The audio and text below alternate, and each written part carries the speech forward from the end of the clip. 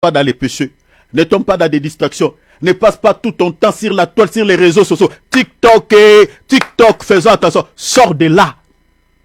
Ça tue la vie chrétienne. Ça tue la vie de prière. Les réseaux sociaux. Les séries télévisées. Ça tue la foi. Ça tue notre vie d'intimité avec le Seigneur. J'ai dit, je fais ma part.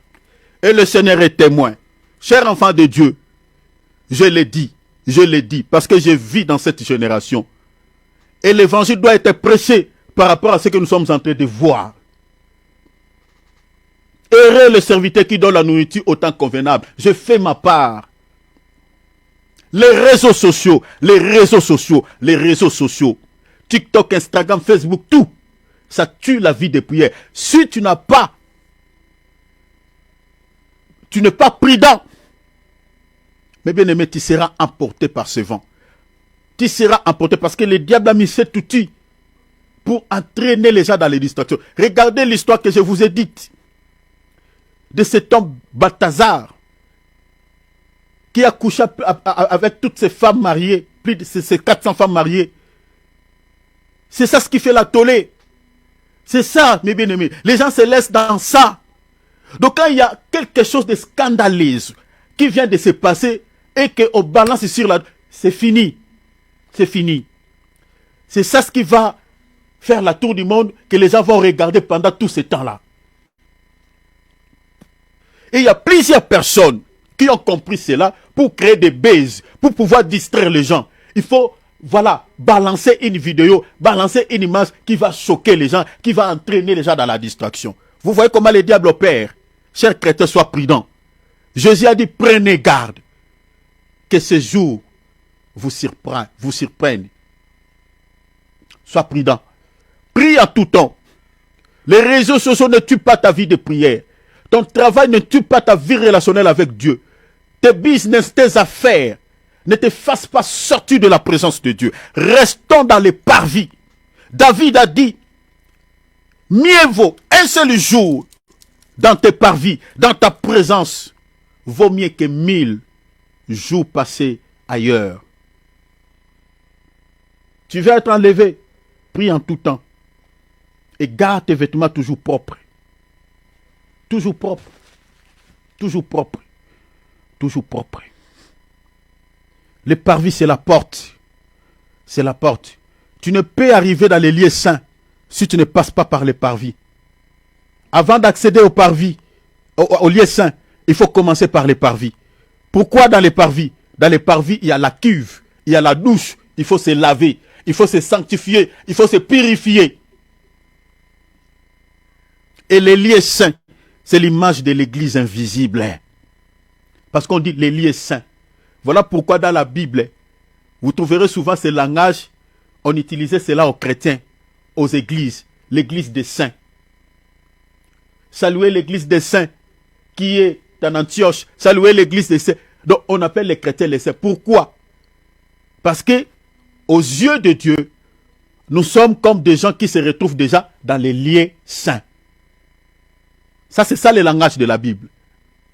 Mais en réalité, les lieux saints, ce n'est pas nos assemblées locales. C'est l'église invisible. C'est-à-dire tous ceux qui mènent une vie de sainteté, ce sont des gens qui sont connus, que Dieu voit dans les lieux saints, que j'explique l'église invisible. Mais pour pouvoir se sanctifier, commence d'abord à passer là, les parvis. Parce qu'il y a aussi l'autel des holocaustes là-bas, qui est l'image de la croix, là où l'agneau est tué. C'est-à-dire qu'il faut passer par la croix. Si tu ne passes pas par la croix, parce que la croix c'est la porte, il faut passer par là. Si tu veux être content que membre de l'église corps invisible de Jésus-Christ, il faut passer par là. C'est la porte de la maison de Dieu. La maison de Dieu, c'est l'église invisible. La maison de Dieu, c'est l'église invisible. Tu ne peux être content que membre dans cette église si tu ne passes pas par là.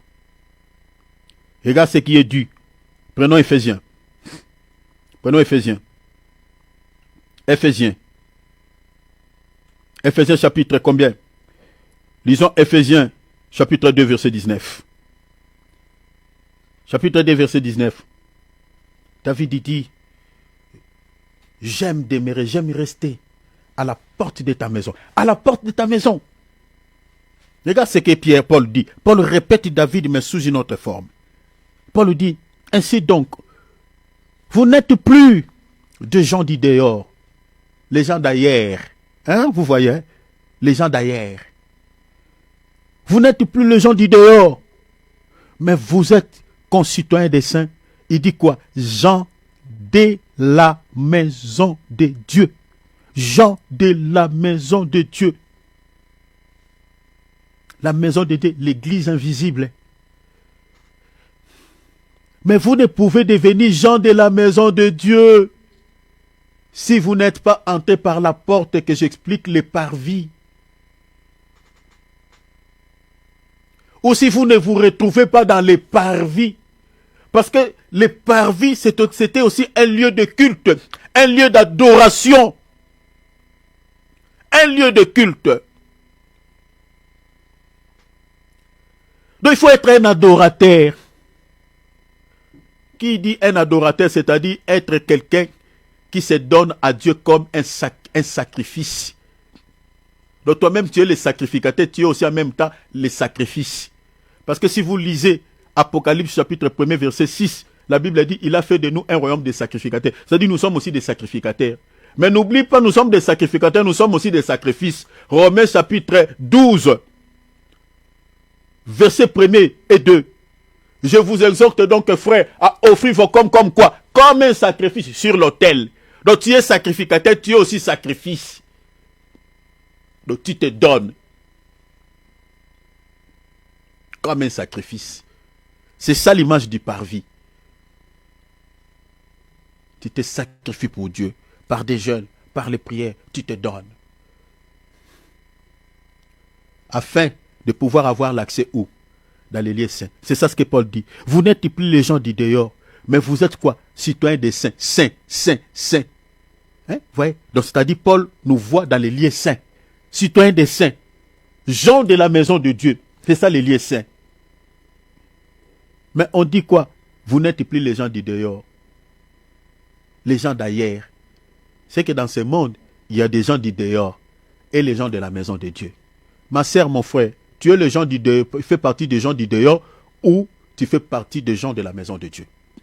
Pose-toi la question. Je suis en train de poser à un frère et à une sœur la question. Tu fais partie des gens du dehors ou des gens de la maison de Dieu? Attends, je vais vous montrer qui sont-ils les gens du dehors. Allons-y dans l'Apocalypse. Apocalypse chapitre 22, verset 14. On va lire jusqu'au verset 15.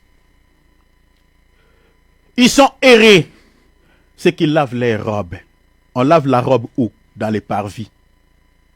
C'est là où il y a l'eau. Là où il y a 10 bassins. Là où il y a la cuve. Il y a la douche. Errés, errés, errés. C'est qu'ils lavent leurs vêtements. Ainsi, ils auront droit de manger le fruit de l'arbre qui donne la vie. Le fruit de l'arbre. Le fruit de l'arbre qui donne la vie aujourd'hui. L'arbre qui donne la vie aujourd'hui, c'est quoi? Mon père est le vigneron. Il dit, je suis le cep. Mon père est le vigneron. Vous, vous êtes le sarment. C'est-à-dire, l'arbre qui donne la vie aujourd'hui, l'arbre de vie, c'est Jésus. Parce que Jésus est considéré aussi comme étant un fruit de l'arbre de vie. Parce que dans l'utérus de Marie, c'est notre sœur Élisabeth qui était remplie du Saint-Esprit qui a dit à Marie, je vois dans ton ventre là un fruit. Le fruit de ton sein est béni. Jésus est considéré aussi comme un fruit. Mais quel est ce fruit-là? C'est le fruit de l'arbre de vie. Si tu manges ce fruit, tu auras la vie. Et ce fruit que nous mangeons aujourd'hui, c'est la parole. Tu ne peux dire que tu as mangé ce fruit et tu ne possèdes pas la vie. C'est-à-dire, si tu manges ce fruit, tu dois avoir la vie. Si du moins tu écoutes la bonne parole, tu dois avoir la vie éternelle. Parce que la vie éternelle passe par la parole, passe par la connaissance de la parole. Vous sondez les Écritures parce que vous pensez de trouver en elles quoi? La vie. Jean chapitre plutôt 5 verset 39. Il dit, ainsi ils auront droit à manger le fruit de l'arbre qui donne la vie. Ils auront le droit d'entrer où? Dans la ville. Qui est dans la ville, il dit quoi? Dans la ville par les portes. Vous voyez, les portes des parvis. Par les portes. Et la ville dont on parle ici, c'est l'image de l'église. C'est ça ce qui est dit dans l'Apocalypse 21, verset 2, 9, 11. Ils auront droit d'entrer par les portes. La Bible dit quoi? Les portes de la ville. Dans la ville, là, il y a des gens qui pensent que voilà, au ciel, Dieu va construire une ville grandiose. Voilà, nous allons tous, comme j'avais suivi un pasteur qui a dit, bon, cette ville-là il y aura des places pour tout le monde. Voilà, il a fait des estimations, des calculs, il a donné même l'estimation en chiffres. Mais vous savez, il y a des gens qui sont terribles pour pouvoir, c'est compliqué. Donc, je ne veux pas m'atteler là. Donc, la vie dont on parle ici, il est question de l'épouse de l'agneau, l'église invisible. Apocalypse 21, lisez les versets 2 et puis vous lisez 9 à 11. C'est l'église invisible. C'est-à-dire, la Bible dit ici que si vous avez l'habitude de se laver, si tu laves ta robe, c'est-à-dire la robe ici ou les vêtements, c'est les bonnes œuvres, parce que dans la Bible parle de bonnes œuvres tout comme de mauvaises œuvres. Mais maintenant, il arrive des fois qu'on se laisse entraîner par des petits péchés. On se laisse entraîner par quelqu'un, on goûte un tout petit peu au péché. Mais le Seigneur veut que nous puissions avoir l'habitude de se laver. Il faut toujours rester dans les parvis. Bien aimé, nous avons encore des corps corruptibles. Il faut toujours revenir dans la présence de Dieu pour se sanctifier, pour se laver dans les parvis. C'est ce qui vous permettra maintenant d'avoir l'accès dans la ville. La ville ici, c'est le lieu saint. Te retrouver là. Maintenant, il dit quoi? Oh mon Dieu, regarde ce qu'il dit dans le verset 15. Mais qu'il reste dehors. Vous voyez les gens du dehors. Paul lui dit, nous sommes les gens de la maison de Dieu, concitoyens des saints, gens de la maison de Dieu. Nous ne sommes plus les gens du dehors. Mais regarde ceux qui sont dehors. On dit, mais il reste dehors. Ceux qui vivent n'importe comment. Ma sœur ne vit pas n'importe comment. Mon frère ne vit pas n'importe comment. Parce que les gens qui vivent n'importe comment, ce sont les gens du dehors, déclare la Bible. Qu'il reste dehors, ceux qui vivent n'importe comment. Qu'il reste dehors, les sorciers. Oh mon frère, ma soeur, tu es dans la sorcellerie, la Bible a dit, sois dehors. Ne te mêle pas dans les affaires de Dieu. Je suis désolé aujourd'hui, il y a des sorciers qui se mettent dans les affaires de Dieu. Nous avons des kabbalistes, nous avons ceux qui pratiquent la magie noire, nous avons des marabouts. En costume et cravate avec des cols cléricaux, qui se nomment des prophètes, des serviteurs de Dieu. Allez dehors. Allez dehors. Vous n'êtes pas les gens de la maison de Dieu. Qu'il reste dehors les sorcieux, les gens immoraux, les impudiques, les débauchés, les prostituées. Cherchez à marcher dans la crainte de notre Seigneur. Ne vis pas dans l'impudicité, ne vis pas dans la prostitution, ne vis pas dans l'adultère, mon frère, ma soeur. Parce que ceux qui vivent dans ces péchés sont considérés comme des gens du dehors, alors que nous sommes les gens de la maison de Dieu. Demeurons dans la présence de Dieu. Qu'il reste dehors les assassins, ceux qui tuent par la sorcellerie. Mon frère, tu m'écoutes, tu me suis. Tu es dans la criminalité. Tu as tué les gens pour recevoir, récupérer leur argent, pour récupérer peut-être la voiture de quelqu'un ou un objet matériel de quelqu'un. Tu as tué. Répands-toi avant qu'il ne fasse tard pour toi. Aujourd'hui, le banditisme, n'en parlons pas dans notre temps. Dans mon pays là-bas, il y a un phénomène qui s'appelle Kuluna. Il y a des gens qui se permettent, ils récupèrent voilà, une arme blanche. Il va aller, voilà, il violente quelqu'un, il récupère son téléphone, il récupère son argent. Voilà, si la personne ose de résister, voilà, il peut couper, il peut tuer. Rappelez-vous. Dans 1 Jean, je crois, chapitre 3, lisez à partir du verset, je crois, remontez un peu, chapitre 3, la Bible a dit, aucun meurtrier n'a la vie éternelle demeurant en lui. C'est ça ce que Jean a répété ici. Les assassins font partie des gens du dehors, les gens qui tuent, les sorciers, qui tuent par la magie, qui tuent physiquement, ce sont des gens du dehors. Ceux qui adorent le faux Dieu, ceux qui invoquent Marie, ceux qui prient Bouddha, ceux qui prient avec des chapelets, font partie des gens du dehors. Ceux qui aiment les mensonges et qui mentent, il y a des gens qui sont spécialistes de mentir. Hé, mon frère, ma soeur, Les menteurs font partie des gens du dehors. Tu demeures dans les mensonges. Tu demeures dans les mensonges. Tu as l'habitude de mentir aux gens. Oh mon Dieu, surtout dans notre temps. Oh mon Dieu, oh mon Dieu. Les mensonges, ça commence même aux petits enfants. Les mensonges, les mensonges, les mensonges. Il y a des gens qui sont spécialistes des mentures. Il y a des hommes qui mentent leurs femmes. Il y a des femmes qui mentent leurs maris. Il y a des enfants qui mentent leurs pères. Il y a des pères qui mentent leurs enfants. Les mensonges. Même dans nos assemblées, il y a des hommes de Dieu qui sont menteurs. Les menteurs ne font pas partie des gens de la maison de Dieu. La Bible dit qu'ils sont considérés comme des gens du dehors. Et les dehors, selon la Bible, c'est quel endroit? Attendez, je vais vous montrer. Je vais vous montrer. Jean chapitre 15, verset 6. Allons-y là-bas rapidement parce que je vais terminer. Si quelqu'un ne demeure pas en moi, si quelqu'un ne demeure pas en moi, en d'autres termes, dans ma maison. Parce que quand il dit en moi, celui qui dit comme ça, c'est Jésus. Et la maison dont nous sommes en train de parler, les gens de la maison de Dieu, cette maison-là, c'est le corps du Seigneur Jésus-Christ, qui est l'église invisible. Qui est l'église invisible? Si quelqu'un ne demeure pas en moi, la Bible dit quoi? Il est jeté. Jeté où? Jeté dehors. Mais regarde, il explique les dehors. Le serment, et il est séché. Puis on ramasse les satans. On les jette dehors. Dehors ici dit, on les jette au feu et il brille. Vous voyez les dehors, hein? Les dehors, c'est là où il y a les feux. Les dehors, c'est là où il y a les feux. Les lacs du feu, c'est l'enfer.